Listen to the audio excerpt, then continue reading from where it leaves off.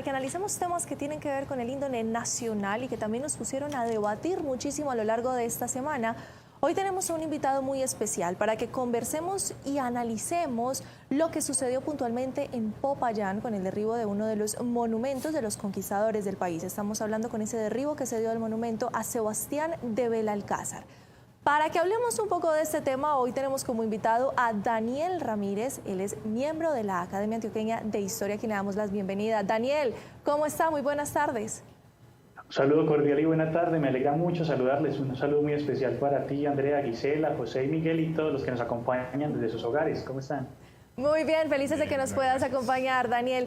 Hagamos una primera lectura y cuéntenos desde su óptica cómo analiza lo que sucedió en Popayán. Pero primero de pronto preguntar quién era Sebastián de Belalcázar. Claro, para por supuesto. Ese contexto, para que desde Antioquia o Bogotá o otras personas que no conozcan quién fue Sebastián de Belalcázar, en ese contexto histórico, y así podamos entender por qué los indígenas tomaron esta medida de tomar el monumento. Y ahí interrumpiéndola, qué pena, Andrea, con usted, sino que como para ese contexto creo que sería importante, Daniel, con las buenas tardes. Claro que sí, Miguel. Muy bien punto el que tocas, y efectivamente hay que entender ambas partes desde el ejercicio del análisis. Y tenemos una figura muy particular que es el capitán Sebastián de Belalcázar. ¿Quién es este capitán? De entrada, si hablamos del departamento del Cauca, es el entender que él es el fundador de la capital. Él es el fundador de Popayán. ¿Qué característica importante en esta fundación? Que él toma el nombre de Popayán en honor a uno de los jefes nativos del territorio. O sea que aquí vemos que ya hay una fusión, hay una conexión entre lo europeo y lo nativo en este emplazamiento. También entender que don Sebastián de Belalcázar funda Santiago de Cali. Él es también el fundador de Quito. Y también él hizo el poblamiento de San Miguel, uno de los primeros territorios del Perú. Entonces vemos una característica muy particular en estas fundaciones, y no solo hablamos de un personaje que llegó y fundó, sino que llegan con él grandes cambios. Pensemos, por ejemplo, que él funda Quito en 1534, y tan solo unos años después se funda la primera universidad de Quito. Lo mismo pasaría en Perú. Entonces entendemos que con estas personas no solo llega que un acto de colonización, sino que llegan los hospitales, llegan las universidades, llegan los colegios, llegan muchas entidades que son significativas y que marcan la diferencia. Ahora, Daniel, ahí nos resume usted de una manera muy puntual el papel histórico que tuvo Sebastián de Belalcázar, tanto aquí en Colombia como en nuestros países vecinos. Pero quiero que nos diga cuál es la importancia o el papel que juegan las estatuas, los monumentos, estos elementos públicos a ellos erigidos. Bueno, efectivamente, los elementos arquitectónicos y digamos los escultóricos conforman en nuestro patrimonio. Son cápsulas de historia que nos permiten conectarnos con otros momentos del pasado. Entonces es importante, cuando hacemos un análisis histórico, separarlo del análisis político. Es importante sacar una lectura de doble vía. En un país donde hablamos de diversidad, se deben escuchar las distintas versiones. Por eso es muy acertada la postura del señor alcalde de Popayán, don Juan Carlos López, porque él llama precisamente a la conciliación y ver de qué manera llegamos a un acuerdo, en que entendamos que el patrimonio arquitectónico es un bien de todos y que nos conecta con el pasado, fuera, digámoslo, de prejuicios o de sesgos. Daniel, mira, aquí estoy leyendo la noticia y dice: un grupo de indígenas tumbaron la estatua, el monumento de Sebastián de Belalcázar porque fue declarado culpable por genocidio, apropiación de tierras, despojo, entre otros delitos. ¿Sí fue así o esa parte de la historia no la conocemos? ¿O qué fue lo que desencadenó esta ira de los indígenas? Excelente, qué bueno que tocas ese punto. Bueno, hay un factor ahí, y es que muchas veces vemos la estatua y nos damos cuenta quiénes cuando la van a tumbar. Como ciudadanos, efectivamente, lo que tú dices, mira qué es lo que pasa ahí. Tenemos una comunidad que es la comunidad Misak, también llamados guambianos o Wampa. Ellos efectivamente tienen una situación. Entonces el primer ejercicio es escuchar esa comunidad, qué reclamos tiene. Lo segundo también, que en un país donde se habla de multiculturalismo, debemos tener que estén presentes las distintas culturas, nativos, criollos españoles y afros. Y lo segundo también es que es un tema del territorio, porque es que ahí están apelando que al esclavismo, que al genocidio, que al colonialismo. De hecho, a las poblaciones nativas han tenido más inconvenientes después de la independencia que en la propia colonización. Porque recordemos que por allá, después de la independencia, es cuando llega la ley del 11 de octubre, que es una ley que propone Bolívar, y que hace que se acaben los resguardos indígenas.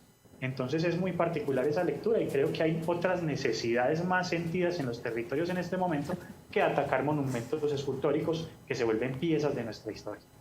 Daniel, lo que surgió a partir de este derribo no fue sino una comparación de lo que estaba sucediendo tanto aquí en Colombia como lo que se está presentando en Estados Unidos con derribos de otros monumentos, puntualmente también lo que sucedió en Londres con ese ataque que se hizo al monumento de Churchill. Esa revisión de la historia y esa fórmula que se está teniendo, ¿es comparable en esos diferentes países, incluido Colombia? Excelente que tocas ese punto, Andrea, porque efectivamente todos tienen una línea y hay que mirar cuáles son las conexiones. Si bien se apela a que la figura de Churchill o a la figura de Edward Colston, que fue también en otros territorios, incluso varias estatuas de Colón que fueron derribadas, es muy complejo porque son piezas que llevaban más de un siglo y el ejercicio histórico es precisamente comprender la memoria, analizar qué pasa. Incluso se habla de ellos como esclavistas, pero debemos recordar que es que no solo los esclavistas eran los blancos, entre las poblaciones indígenas habían esclavos. Cuando los españoles llegaron aquí habían guerras entre los pueblos indígenas y cuando los africanos llegaban como esclavos, debemos recordar que eran vendidos por otros pueblos africanos. Es decir, unos pueblos africanos sometían a otros grupos étnicos del África, iban y los entregaban a la venta. Entonces entendamos que la esclavitud no se trata de blancos ni negros. La esclavitud ha existido todo el tiempo. Entonces pienso que aquí debemos también conectarnos que si esto pasó en Europa, que si pasó en Estados Unidos, es un tema más bien de un ejercicio de recuperación de memoria, no de destrucción de patrimonio.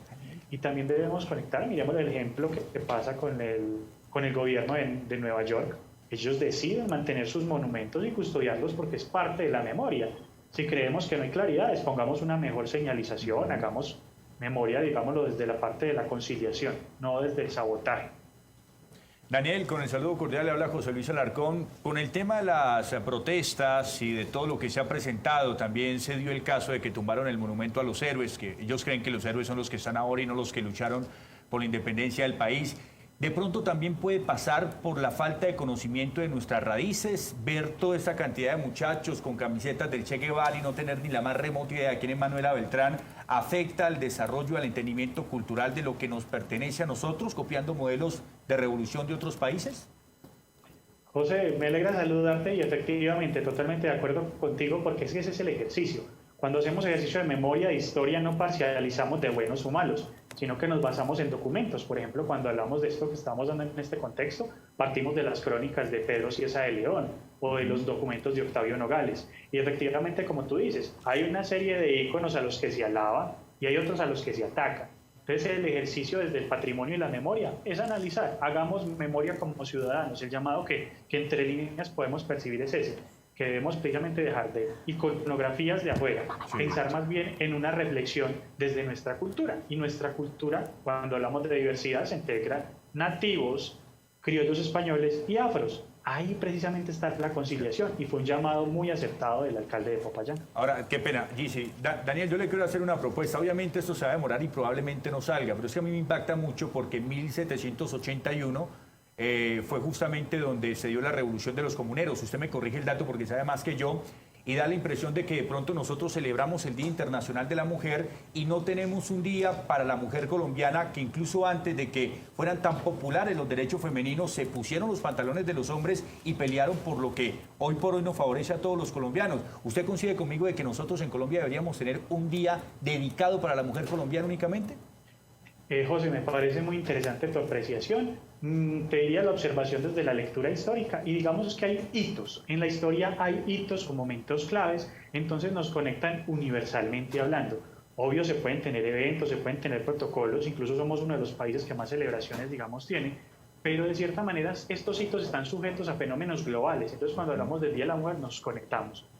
De tus palabras, también me parece muy genial rescatar la presencia de la mujer en toda la historia. Debemos pensar que, por ejemplo, nuestra historia desde la época de la colonización, hablar que la reina Isabel de España es la que ordena que se hagan los primeros hospitales, o que la reina Mariana de Austria es la que autoriza que a nuestra ciudad se le llame Villa de Nuestra Señora de la Candelaria de Medellín. Entonces, el ejercicio que tú haces desde la identificación y precisamente la lectura de la mujer en nuestra sociedad, súper clave. Daniel, ¿podría estar pasando algo en este momento de la historia que está provocando este tipo de manifestaciones? Y lo digo porque la población indígena pudo haber derribado ese monumento, no sé, el año pasado, hace 2 años, y pues lo hacen en este momento. ¿Por qué? Efectivamente, y tenemos, como les decía, hay que hacer un ejercicio histórico separándolo de la política, pero incluso podríamos tener un fenómeno geopolítico. Un fenómeno geopolítico que se está concentrando en distintas urbes. Y con lo que tú tocas, Gisela, es clave efectivamente identificar qué actores están detrás de un determinado fenómeno. Y por qué se incita al odio, como nos decía José, hacia unas figuras, pero se alaban otras. Entonces debemos tener la objetividad en la medida de lo posible como sociedad y pensar que con la destrucción, con el desorden, con una cantidad de hechos que afectan en un país como el nuestro, que estamos llamados a la reconciliación, esas no son las salidas. Y si hablamos de diversidad, es diversidad para todos. La diversidad étnica afro, criolla, rom, la herencia española, quererlas y respetarlas, que cada uno conozca sus raíces, las quiera y las cuide, pero no que por unos pocos se vandalicen ciertos patrimonios que debemos cuidar como sociedad. Pues Daniel, muchísimas gracias por hacernos esa lectura tan puntual, por lo menos desde, como usted lo dice, desde lo que dicen los libros, desde lo que nos documentan. Y gracias por acompañarnos en esta emisión de Nos Cogió la Noche Meridiana.